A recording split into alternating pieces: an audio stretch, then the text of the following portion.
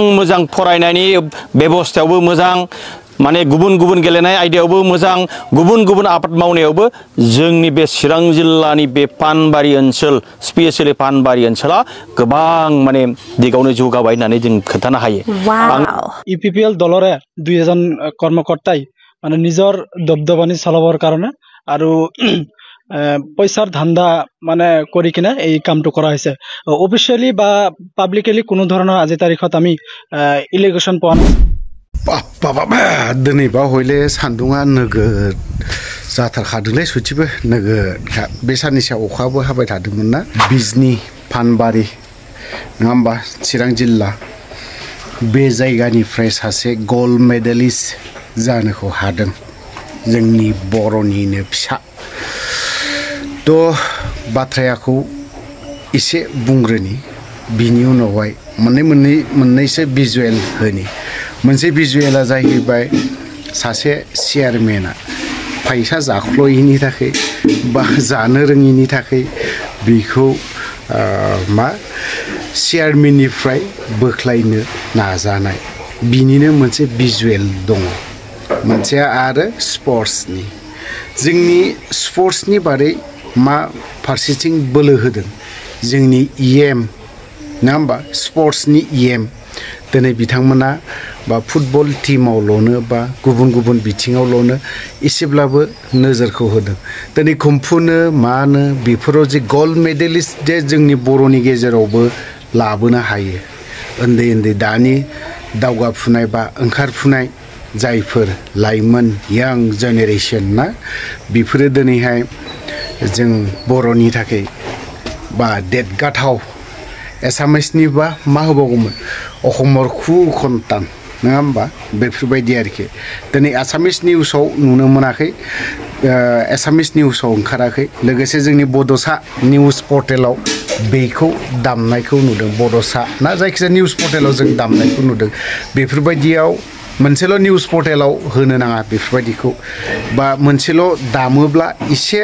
प्रभाबा एसेब्लाबो खम जायो जों दिनैहाय सासे लाइमोना जों बर'नि थाखाय जाथिनि थाखाय एसेबाबो गौरब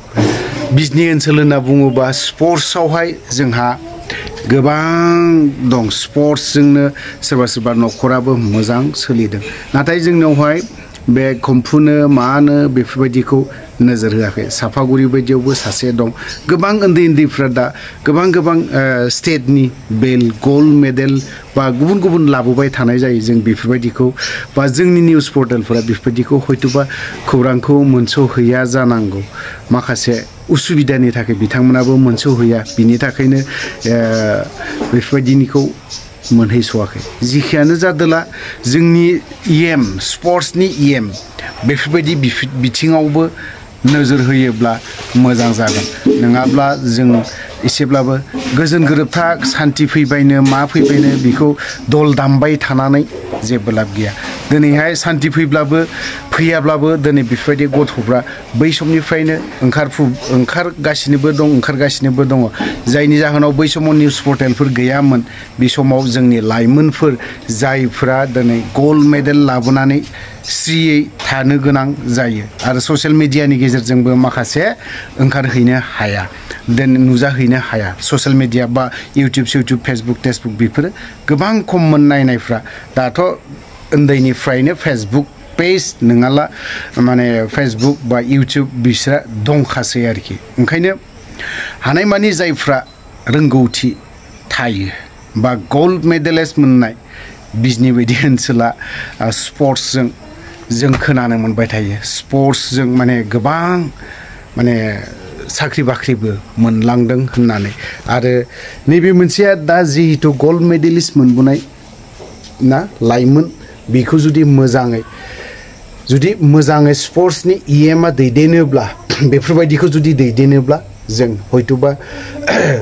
बै जायगासिमहालागै सहैनोबो हागौ नाथाय जोंनि इएमफ्रा बेफोरबायदियाव इन्टारेस्टखौ बा माबा मोनसेखौ होनायखौ जों नुनो मोनाखै थ' जों बिदिब्ला इउपिपिएलनि सोद्रोमाफ्रानो थांनानै बरायहैदों लोगोसे मानगोनां श्रीजुत प्रमद बर' साराबो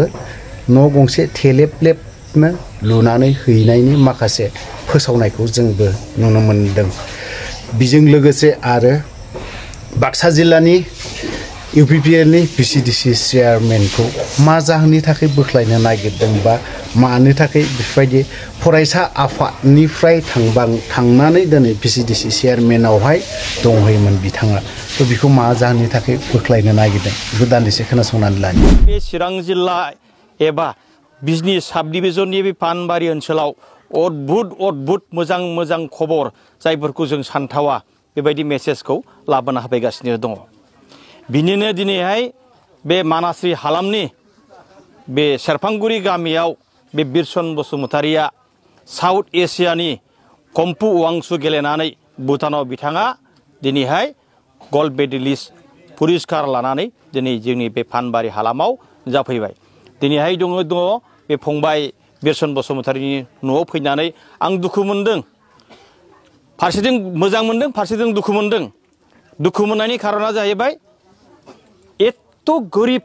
एत्त माने मानसि थानायनि जितु अबस्था बे न'खराव गैया थेवब्लाबो बे न'खराव थानानैनो बे परिबेकनि गेजेरजोंनो फंबाय बिरसन बसुमतारिया जे दिनैहाय सनानि मेडेल लाबोनो हाबाय बे मोनसे बिराद गोग्गाथाव आरो दुगाथाव जादों बिनिनो जों मोनसे खोथाखौ आरो नाम लाफाबावनांगोन सर्वेश्वर बसुमतारियाबो दिनैहाय आसाम गौरब बान्थाजों लोगोसे पद्मश्री बान्था मोनबाय बेबो पानबारि हालामनिनो सर्वेश्वर बसुमतारियाबो बेखायनो जोंनि बे ओनसोलाव एकेबारे शान्ति गोरोबथानि उनावहाय मोजां फरायनायनि बेबस्थायावबो मोजां माने गुबुन गेलेनाय आयदायावबो मोजां गुबुन आबाद मावनायावबो जोंनि बे चिरां जिल्लानि बे पानबारि ओनसोल स्पेसियेलि पानबारि ओनसोला गोबां माने दिगावनो जौगाबाय होननानै जों खोन्थानो हायो आङो दिनैहाय फोरमायनो मोननानै गोजोननाय मोनदों दिनै फंबाय बिरसन बसुमतारिया जे दिनैहाय एकेबारे जोंनो सारा बे बड'लेण्ड एरियानि मानसिफोरनो जे माने जाथावै मोनसे रिजाल्ट दिनै बे खोन्थिनो हादों लाबोनो हादों बेखायनो जोङो बेखौ दिनै बरायदों आरो लोगोसे आथिखालनि जोंहा बिटिआरनि चिफ मानगोनां प्रमद बर' बिथाङा मैया मेसेजखौ मोननाय लोगो न'खरा गोरिबथारनाय लोगो समायना थेलेबलेब न' लुनानै होगोन होननानै अलरेडि बिटिआरनि चिफ मानगोनां प्रमद बर' बिथाङा मैया डिक्लेयार होदों आरो बे डिक्लेयार होनायखौनो आंबो दिनैहाय दोलोनि मानसिफोरखौ लानानै बे न'खराव फैनानै दिनै बे फंबायनो जोङो बे मेसेजखौ होबाय आरो बे मेसेजखौ मोननायनि उनावहाय गामिनि रायजो राजा आरो न'खरनि आरो बेक्ति गासिबो गोजोननाय फोरमायदों बेनिखायनो दिनै बे फंबाय बिरसन बसुमतारिया जोंनो मेसेज होदों नाजायोब्ला जेबो जाफुङै जेबो बुस्थु गैया बे बुस्थुखौ बिथाङा रोखा फोरमान खालामनानै होदों बेनिखायनो जोंबो फंबाय बिरसन बसुमतारिखौ रोजा साबायखर होदों आरो बिथाङा जोंनो खोथा होबावदों फैबाय थानाय समावहाय आं अलिम्पिक गेलेनानै आरो देरहासार खालामनो हागोन आरो देरहासार जानानै आं सनानि मेडेल लाबोनानै रायजोनो आं बे मेसेजखौ होबावगोन होननानै बे फंबाय बिरसन बसुमतारिया जोंनो फोरमायदों बेनिखायनो जोंबो दोलोनिफ्राय बिथांनि नाजानायाव माने बिथांनि सिमाङाव जोङो जर होफागोन आरो साबायखर होगोन जाख्लनाय गैयैनि जाहोनाव खुंथायखौ सामलायनायाव लोरबांथि नुजादों नामा बिटिआर सरकारा खोनादोंसो आरो ओरैबायदि